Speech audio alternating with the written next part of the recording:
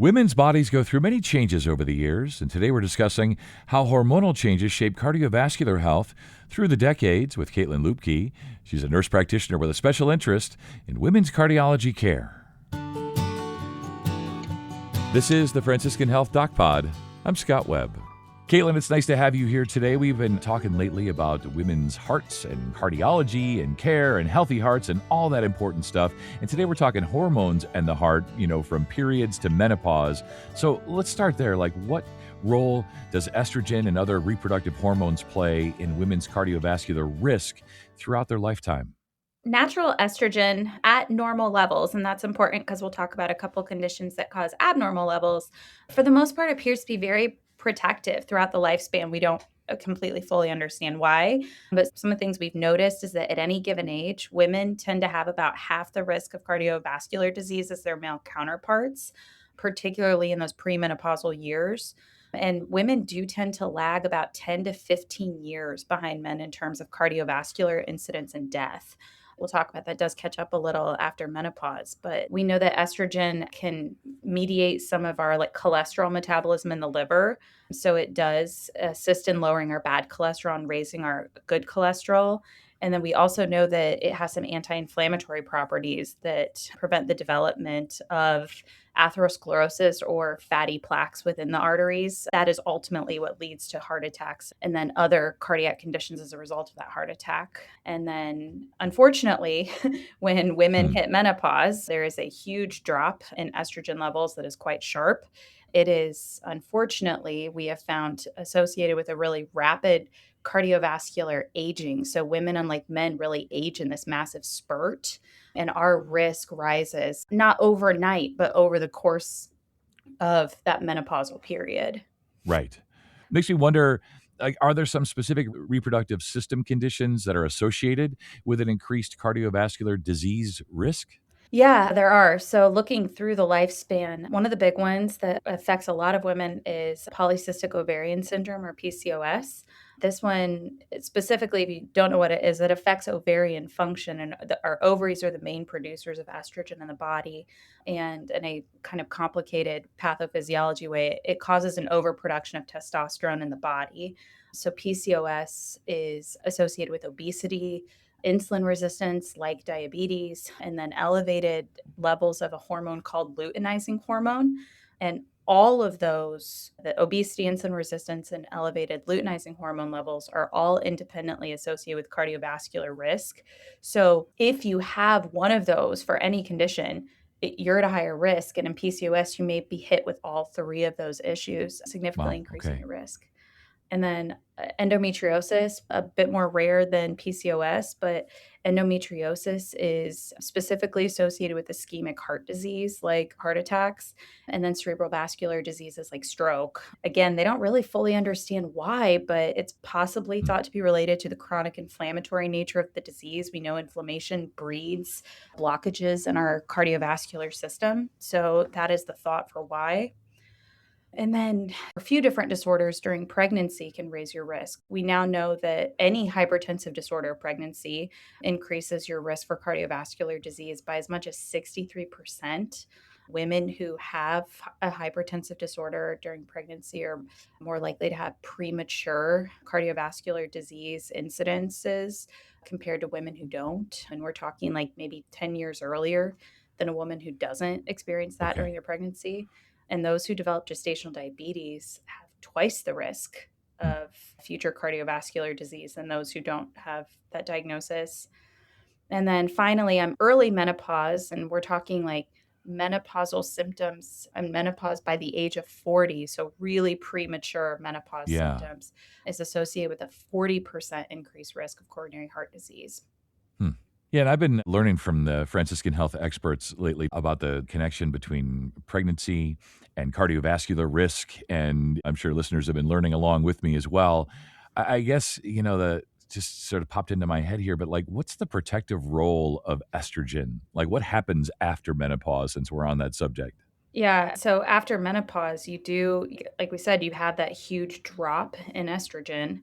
And that happens, like I said, it starts happening during the perimenopausal period and then completes Yeah. during the menopausal period.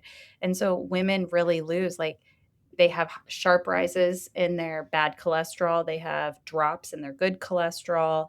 They lose a lot of that anti-inflammatory action that estrogen provides prior to menopause. And so that rapid aging, women really just catch up to men, and it places them, if you already had some risk for cardiovascular disease and then you've lost that protective mechanism, it accelerates and really raises your risk Yeah, considerably. it just speeds everything up. Yeah. Yeah. My mom, my wife, even my daughter tell me it's not easy being a woman. And I have come to really embrace that and believe them wholeheartedly. Are there some things that women can do, ways in which patients and providers can really like support heart health throughout this journey of being a woman? Yeah, there are. So, just from a provider standpoint, providers need to ask their patients about some of these very sex specific risk factors, including the conditions I've mentioned. We traditionally don't do that. We often don't ask women about their period status and whether they're still having periods, unless there's a concern you could be pregnant. When you go in and get an x ray, of course, we ask you that. But Yeah. in your normal appointments, we don't necessarily ask you, are you still having periods, to then think about your cardiovascular risk. Once we know that a woman has entered menopause, if a patient has a history of the conditions I've mentioned, or if there's a strong family history for cardiovascular disease, even if a woman seems healthy, seems like she's doing well from a health standpoint, we need to be really diligent as providers in screening and treating our patients early to try to catch these things and treat them. For patients should kind of do what we ask all patients to do. Do what you can to modify those risk factors that are within your control. Make sure you know your family and your personal medical history so you can advocate for yourself. Avoid or quit smoking or vaping. Get those regular health screenings. Make sure you get in and see a doctor or a healthcare provider every year. Do what you can to maintain a healthy weight. We in the cardiovascular world love the Mediterranean diet. And Yeah. we love encouraging people to get out there and participate in activity every single day, or at least 150 minutes of moderate activity a week. Avoid drinking a lot of alcohol. Avoid illicit drug use. The big one people are using now is THC in all forms. And we know that THC has a negative effect on the cardiovascular system. And it doesn't matter if you are smoking or if you are using edible formulations of that drug. But a lot of people don't realize that. And Right. then try to, manage your stress, have frequent social interactions, get mental health support when you need it, get 7 to 9 hours of sleep per night. Chronic stress leads to chronic inflammation. And then the biggest thing you can do for yourself is really advocate for the fact that if you are having any concerning symptoms, even if they don't seem like what we call typical for cardiovascular disease, keep pushing, keep advocating for yourself to get tested or to get screenings. Right. Women often present differently than men. We don't get that big crushing chest pain. We tend to talk about like tightness or squeezing, a dull ache. We may have pain in our arms, our stomachs, our jaws, neck, or back. We may just present with like shortness of breath or extreme fatigue or like stomach upset. Yeah. So if you're having some of those symptoms and it doesn't really make a lot of sense, especially when you're doing activity, just keep advocating for yourself and find providers that are willing to advocate for you, recognizing that we're not small men like all the studies were done years and years ago. We are a special, majestic type of human that do present in these different ways. I love that. Yeah, we're not small, just smaller versions of men. And I love that word. That's going to stand out. Majestic. Absolutely. That's been my experience with the women in my life. I appreciate your time and your expertise today, Doctor. It's like a fine line between trying to educate folks and encourage them without scaring them, right? And you've given listeners, women, a pretty clear roadmap of how to take care of themselves, how to advocate for themselves, things to avoid, things to eat, like Mediterranean diet and all that good stuff. So thank you so much. Yeah, absolutely. Thanks for having me. And to learn more, visit franciscanhealth.org/herheart. And if you found this podcast helpful, please share it on your social channels and be sure to check out the full podcast library for additional topics of interest. This is the Franciscan Health Doc Pod. I'm Scott Webb. Stay well, and we'll talk again next time.